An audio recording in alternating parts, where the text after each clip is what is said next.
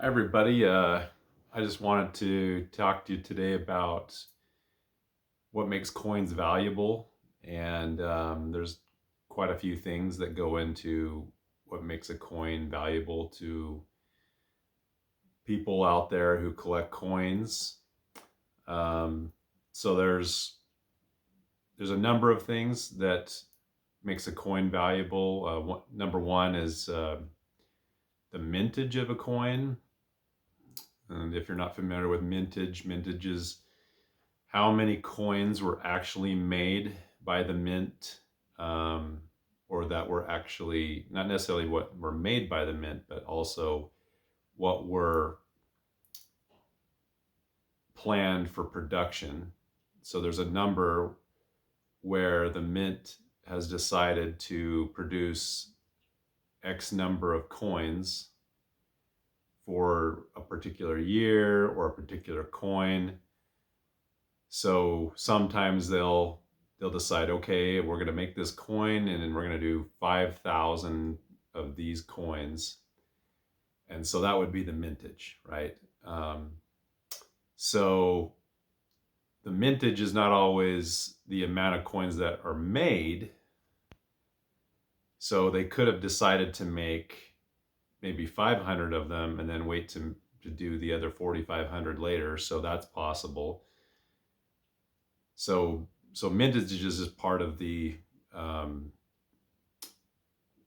just part of what a coin, the production of a coin, how many they're going to make, but not necessarily how many they made. But they may make all the coins. So you just have to understand that. Now, the population of the coins are going to be how many coins are out there that you can buy that are all minted. And so that would be the population of the coins. So the reason why mintage and population is important is because depending on how many are out there, could mean how more rare the coin could be. So um, I started collecting these Mercury dimes, and some of you who know about coins might know what a Mercury dime is, or if you lived back during the old days when they actually had these around, and you can maybe still find them in circulation. Um, so here's a coin, right, or here's a Mercury dime. I can just show you. So it looks like kind of like the god of Mercury. That's kind of why they call it a Mercury dime. Is if you see any depictions of the god of Mercury, um, that's probably why they call it that. But it's actually not really Mercury. It's a lady. It's Lady Liberty is who it is on she's on many of the coins, and this is just kind of one of the coins that has her picture like this. So it makes anyway. So they call them Mercury dimes for that reason. They were made between 1916 and 1945. So they're becoming rare. There's a lot of them out there, and but mintage, it kind of depends. Like, so in this booklet, they have different years where they minted this coin, and some of these years they didn't make as many. So, for instance, if I was to look at a 1921 Mercury dime, there's only 1.2 million. So that one would seem to be rare. And then if it's a Denver mint, then it's only 1.1 million. So there's not that many of them out there. Whereas if I was to get a 1943 Mercury dime, there's about 191 million out there. So anyway, so that's what mintage is. Mintage is based on how many that's made, and then populations, how many they've actually printed of the coins. So of course, the more coins, the less rare they are. So the other thing that makes coins valuable is the composition. So if I was to go back to this example of a mercury dime, these are 90% silver. So if you were collecting, say, dimes from 1945 until now, none of those have silver in them. So those don't necessarily give you that kind of value to them, since silver is more valuable than the other materials they make coins out of nowadays, which is like nickel and copper and those kinds of things. So that's also that's makes this significant, is a lot of people like the idea that they can get their hands on silver. So you can buy coins that are old coins like this that were made from silver, and in that that in itself makes these coins a lot more valuable because of the amount of precious metal that's in the coin. So that's another reason why coins become valuable. Also, historical value. So depending on when the coins were made and when they were used and who had the coins, those can all affect the value of the coin. Maybe some famous person owned the coin. Maybe the coins were only during a certain period of time. So that's going to have an effect on the value of the coin.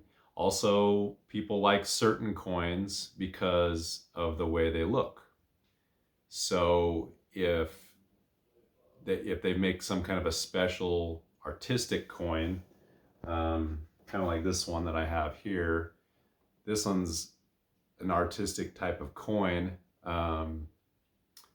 that is a particular type of art called Zentangle art, but it's a particular style of coin that also, and there's many types of artistic type coins out there that also create value. And there's also, besides artistic value, it's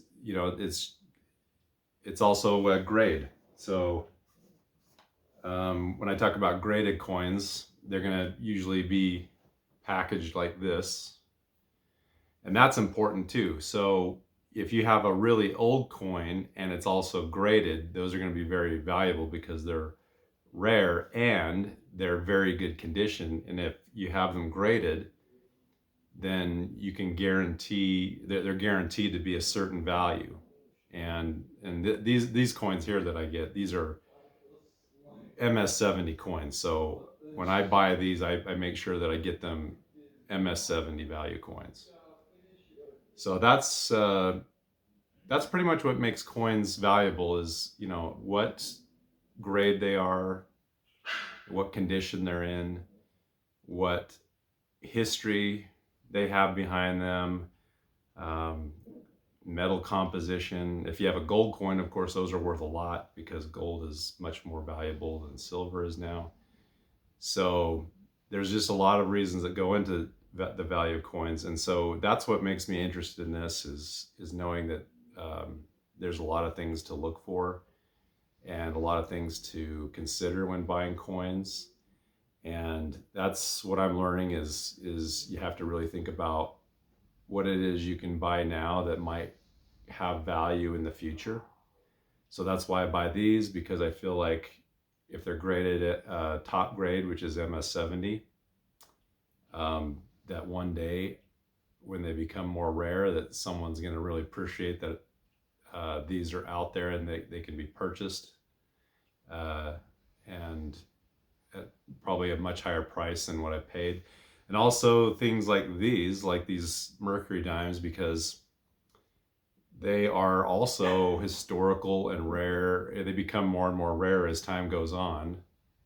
And if I take care of these and hold on to them long enough, they could be worth a lot more than what I've paid as well. So it's a fun thing to do. And it's also a way to build wealth and make it an enjoyable hobby and something you can pass on to your future generations. So I would highly recommend to look into collecting coins and making that as part of your investment portfolio, or just make it a hobby.